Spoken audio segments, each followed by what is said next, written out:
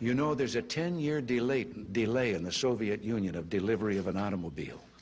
And only 1 out of 7 families in the Soviet Union own automobiles.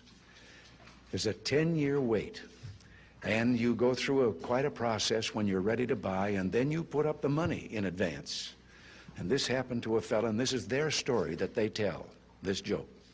That this man, he laid down his money, and then the fellow that was in charge said to him, okay, come back in 10 years and get your car.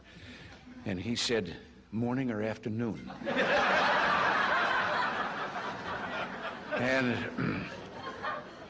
And the fellow behind the counter said, well, 10 years from now, what difference does it make? And he said, well, the plumber's coming in the morning.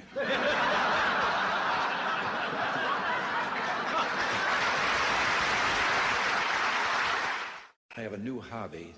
I am collecting stories that I can actually prove are told among the Russian people. They make them up themselves, they tell them between themselves, reveals they got a great sense of humor, and they've also got a little cynical attitude about things in their country. And one of these stories, the one I'm going to tell you, I told to General Secretary Gorbachev, and he laughed.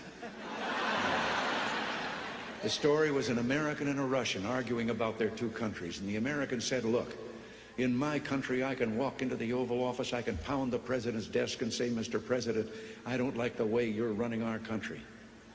And the Russian said, I can do that. The American said, you can? He says, yes. I can go into the Kremlin, to the General Secretary's office, pound his desk and say, Mr. General Secretary, I don't like the way President Reagan's running his country. A fellow who went to the KGB to report that he lost his parrot. The KGB asked him why he was bothering them. Why didn't he just report it to the local police? Well, he answered, I just want you to know that I don't agree with a thing my parrot has to say. 3 dogs, an American dog and a Polish dog and a Russian dog. They were all having a visit, and the American dog was telling them about how things were in this country. He said, you know, you bark and you bark long enough, and then somebody comes along and gives you some meat. And the Polish dog said, what's meat? The Russian dog says, what's bark?